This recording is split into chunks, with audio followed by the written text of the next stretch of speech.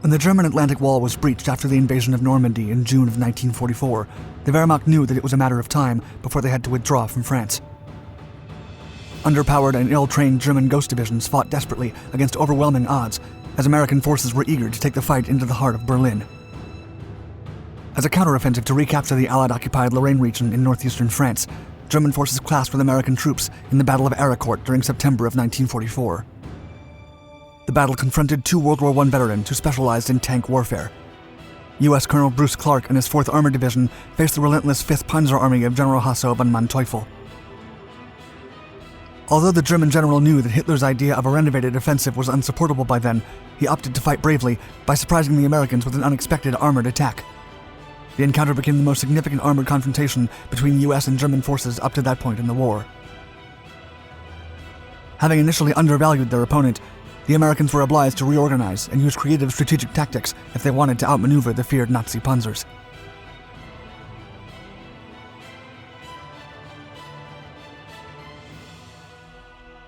Liberating France. On June 6, 1944, after months of planning one of the most ambitious operations of all time, American, British, and Canadian forces stormed the Normandy beaches in northern France to begin the liberation of Europe. Establishing beachheads proved a costly ordeal for the invading forces. The U.S. Army Rangers suffered many losses at the Utah and Omaha beaches.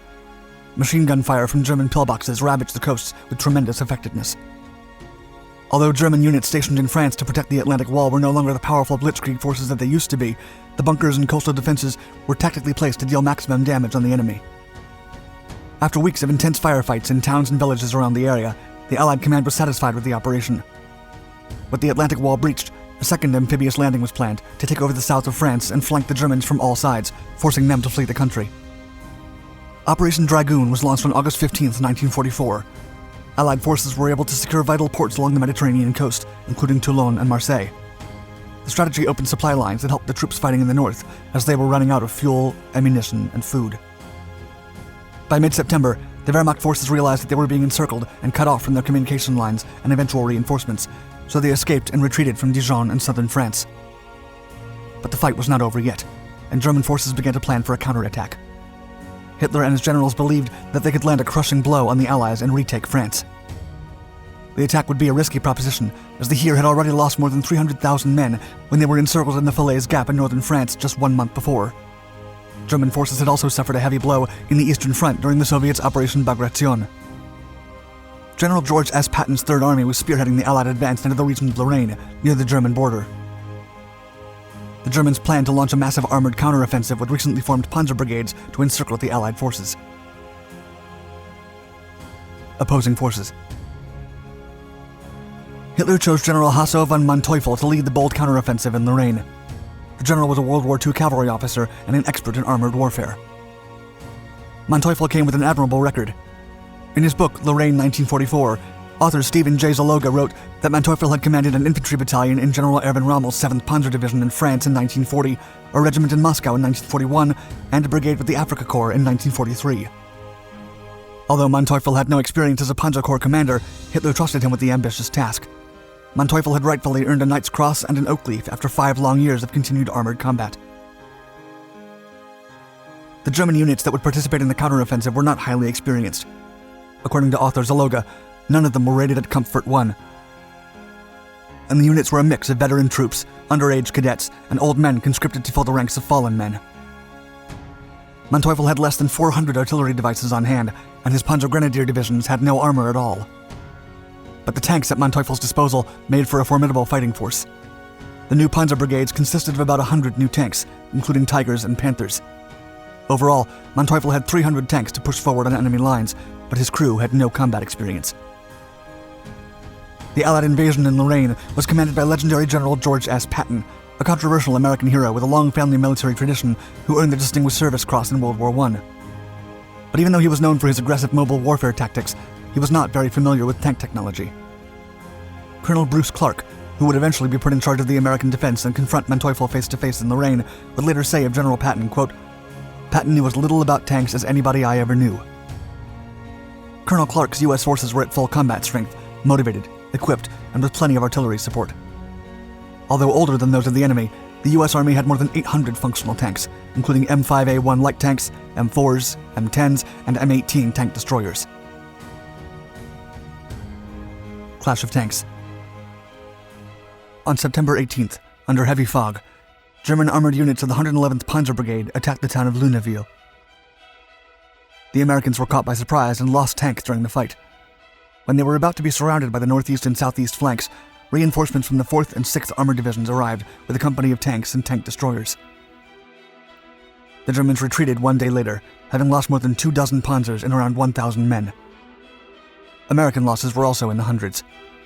U.S. Colonel Clarke, realizing that his planned offensive had just turned into a defensive operation, retained his artillery near a fortified perimeter and amassed all his units in Arracourt. He then sent, quote, quick forays out at night to hit the fortified enemy-held towns and returned fast inside the perimeter. The German 5th Panzer Army, having failed to take Luneville, headed to Arracourt on the morning of September 19th to surround Clarke's troops. Punches began to gather south and east of Clarke's position, waiting for additional units to initiate the engagement. Clarke ordered his units to immediately attack the outnumbered enemy forces. 2 tank destroyer platoons and a company of Shermans charged toward the Panzers. American forces quickly flanked the Germans and destroyed 10 Panzers under the cover of intense fog. However, they suffered similar casualties under sustained fire from Panther tanks nearby. Before withdrawing, Manteuffel ordered one more charge against American troops in Arracourt. If he could breach Clarke's perimeter, he would take down the artillery emplacements that were attacking his Panzers from afar. During the offensive on September 20th, U.S. pilot Major Bazooka Charlie Carpenter, aboard a Piper Cub aircraft, fired a dozen bazooka rockets in a series of passes towards the advancing German tank units. He was credited with knocking out 6 tanks, including a heavy Tiger I.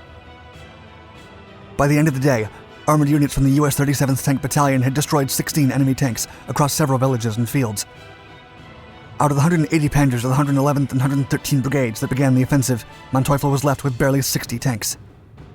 The inexperienced German tank crews also inflicted heavy damage on the U.S. tanks, losing about the same amount. But the cost was higher for the Panzer units. Even though the eye-to-eye combat appeared to be even in sheer strength, the German formations lacked the resources to replace lost units. During the following days, Manteuffel seized control of the Bezons forest area to advance through the village of Lizay and attack it from the north. Aided by 12 tanks, Panzer Grenadiers destroyed 4 U.S. Stuart tanks near the village of Lay, but Hellcats from the Tank Destroyer Battalion reached the area and blew out 3 Panzers before retreating. By noon on September 22nd, German forces stood down in Juvisy and Lizay, taking a breather from the fierce armored mobile warfare around them. As Manteuffel's forces grew thinner with each passing day, the Americans only grew stronger. Colonel Clarke received air support from P-47 Thunderbolts when the skies cleared, and the aircraft began dropping ordnance on every German formation they encountered along the region. By September 26th, the battered German forces set their sights on Chateau Saline and almost defeated the American troops before air and artillery support forced the Germans to retreat.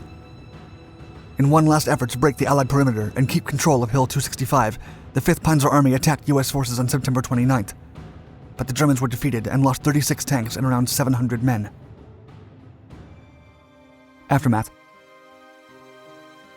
The Battle of Arracourt ended in a stalemate and is regarded as one of the most embittered tank combats in history. To Hitler's dismay, the German offensive only halted the American-led advance into southeastern France temporarily. Once General Patton's forces received fuel supplies, they advanced relentlessly into the heart of the German motherland. If it wasn't for President Dwight D. Eisenhower's recent deal with the Soviet Union on reaching a halt in the outskirts of Berlin, Patton would have set foot in the city first.